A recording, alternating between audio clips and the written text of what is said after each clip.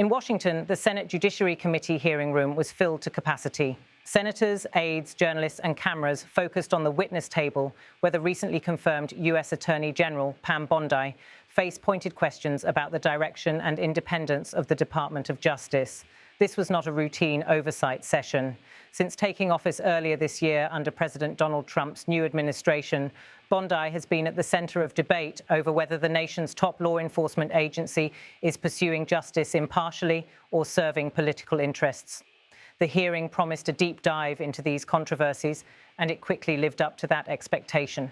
Senator Richard Blumenthal, a Democrat from Connecticut and a senior member of the Judiciary Committee, began by referring to the Department of Justice manual, which outlines how prosecutors should avoid political influence in charging decisions. He asked pointedly whether Bondi would support reforms to reinforce that principle, changes that would, in his words, require transparency and accountability, reforms at DOJ, so that you and other attorneys general will be held accountable for these kinds of decisions. The question went straight to the heart of a long-standing concern among critics, the suspicion that the Trump-era DOJ might be bending to political pressure in its most consequential decisions. Bondi, known for her combative style, shot back with a counter-accusation. Pam Bondi said, "Senator Blumenthal, I find it so interesting that you didn't bring any of this up during President Biden's administration when he was doing everything to protect Hunter Biden, his son, and I think you just saw what Director Ratcliffe just released."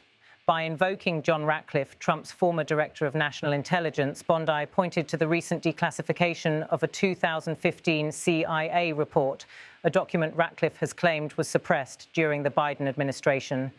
Bondi used it as evidence to argue that political considerations had previously tainted investigations into Hunter Biden's business dealings in Ukraine. She went further, underscoring her refusal to accept criticism of her integrity. Pam Bondi said, "Information that the Biden administration told them not to investigate Hunter Biden's involvement with Ukraine. And I'm not going to be lectured to you about integrity." The hearing room grew tense as her words hung in the air. Blumenthal attempted to steer the discussion back to his original point, the structure and fairness of the grand jury process. He recalled that Bondi had previously described a grand jury involved in cases touching Trump as liberal, suggesting it was biased. He asked whether she would therefore support reforms to the system to prevent perceived abuses of prosecutorial power.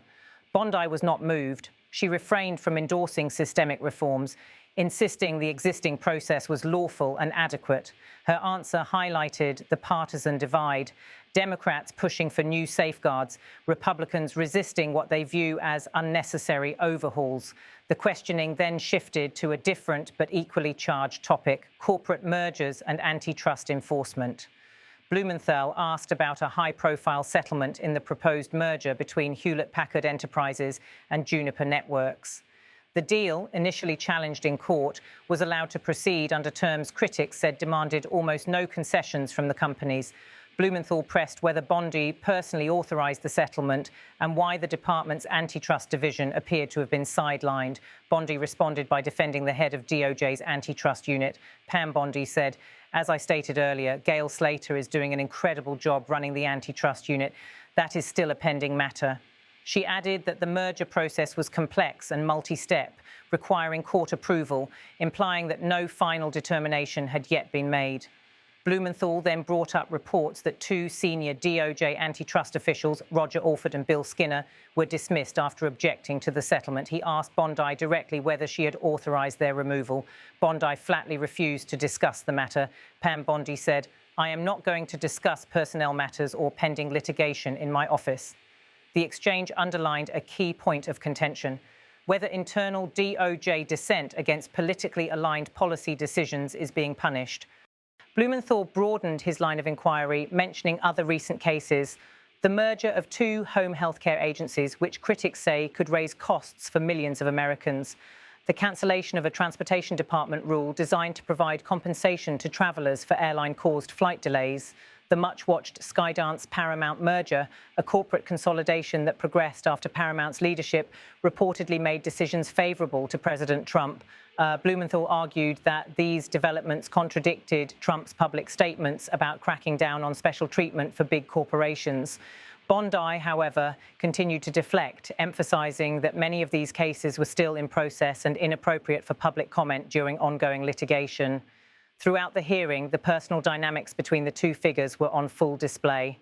Blumenthal pressed his points in the deliberate prosecutorial style for which he is known. Bondi, by contrast, responded with sharp retorts, refusing to concede ground and turning the spotlight back on what she described as past democratic failures. At one point, visibly frustrated by interruptions, Bondi remarked, "Pam Bondi said, 'I'm not going to yell over you. I'm not going to get in the gutter with you.'" The comment captured the combative, almost courtroom-like atmosphere of the hearing. While the specific disputes centred on mergers, grand jury practices and investigative priorities, the stakes were larger. The hearing reflected an ongoing national debate about the independence of the Department of Justice. Democrats accused the Bondi-led DOJ of serving Trump's political interests, from allegedly curbing prosecutions to reshaping merger policies that benefit allies. Republicans counter that Bondi is restoring fairness after what they portray as years of bias under the Biden administration. This clash is not merely political theatre. It could shape how future administrations and Congress define the balance between executive authority and judicial independence. As the session wound down, the tension in the room remained palpable. The hearing had not produced any clear commitments from Bondi on grand jury reform or transparency in merger decisions. Yet it had laid bare the partisan rift over how the nation's justice system should operate in an era of polarised politics.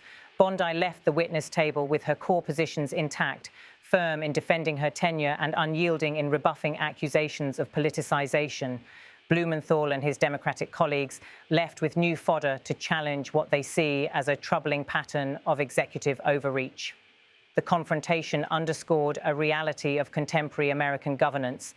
The nation's most consequential legal institutions are increasingly at the centre of political battles. The hearing's significance lies not in any single quote or clash, but in what it revealed about the broader struggle, a contest over accountability, impartiality, and the limits of presidential influence over the rule of law.